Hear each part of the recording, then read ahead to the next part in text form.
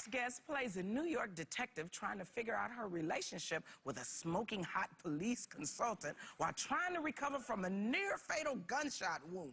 Take a look. It's a classic symptom of post-traumatic stress disorder. I don't have PTSD. You were shot by a sniper.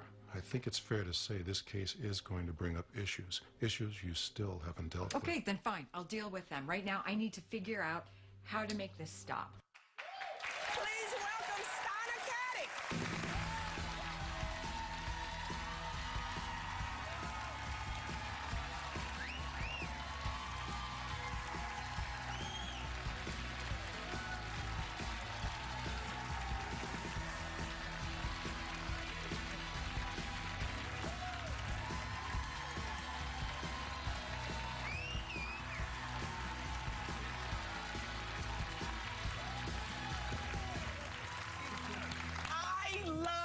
Show your character on Castle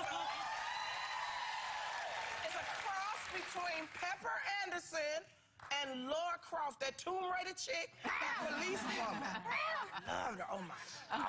So many questions. Okay, but first we'll start with your family. Okay. So you are one of a huge family. There's six children in total. Yes. But in 7 years, in like 7.5 years, yeah. Wow. You're number firstborn? I'm number one. Oh, that's a lot of responsibility. Wow. What was that like growing up in your house with? Everybody asks what that was like. It's awesome. Because I have maybe not for your mom. Well, no, I know. There's a period of time that nobody knows what she looked like, not pregnant, yeah.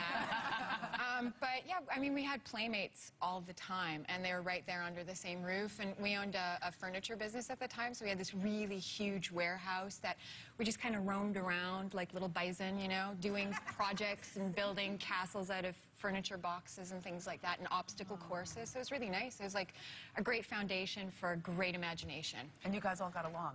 We did. I mean, you know, you have your regular spats as little kids, but I'm very protective of them, and I think that they are of me as well, and I really, really love them, and I really am willing to do anything to make their future as big and as bright as possible. Yeah.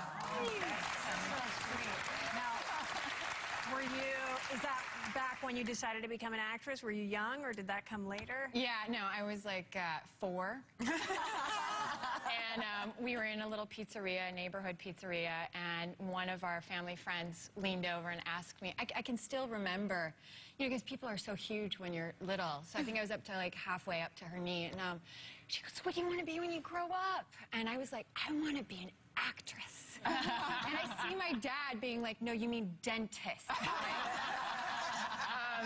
Yeah, so I was little, and I used to grab my siblings in the middle of the morning, like 6 o'clock in the morning before we had to go to school, and force them to do plays with me on our porch. You know, I always had a big cast because they're all there. But none of them are actors, are None of them are actors, and none of them really need to be actors because they're really just extraordinary individuals in their own right. I mean, I have a brother who rode his bike from Mexico to Canada to Chicago. Another one that walked from Mexico to Canada. So they all do really extraordinary, adventurous things on their own. They like to travel in difficult ways. Yes.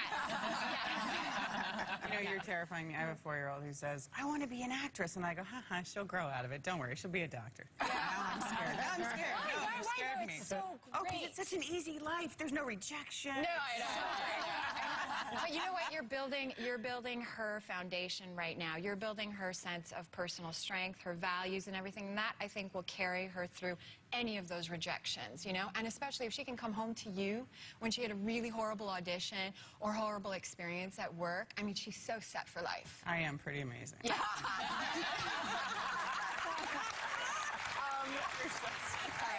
So I have a couple quick questions about Castle. I want to make sure we get them in because your character on the show is very tough, very smart. Yeah. But you said you didn't want to be, because it always happens when women play cops, they want to kind of man you up, and you said you didn't want to be like one of the guys on the show. Yeah, you know, I mean, I think that's kind of like an old way of storytelling where a girl, in order to be working in a guy's world, had to be one of the guys. She had to dress like a guy. She had to kind of neutralize herself. And I think we're at a stage where women can be sensual, where they can be feminine, and yet they can have their strength with them. They can still hold authority. And so for me, it was really important that she can be visually feminine, that she can be a woman and enjoy her femininity and still be respected as an authority in the precinct, you know? So that was something that we worked with wardrobe on, with makeup on, with hair on, and the producers were really collaborative on that. We have a great lead producer, Andrew Marlowe, who loves women, and so I think he loved letting her shine as a woman in the end, which is nice. Well, we love the way you're portrayed. Thank you. Stana Katic, thank you for coming on the show. You can see Castle Monday nights at 10 o'clock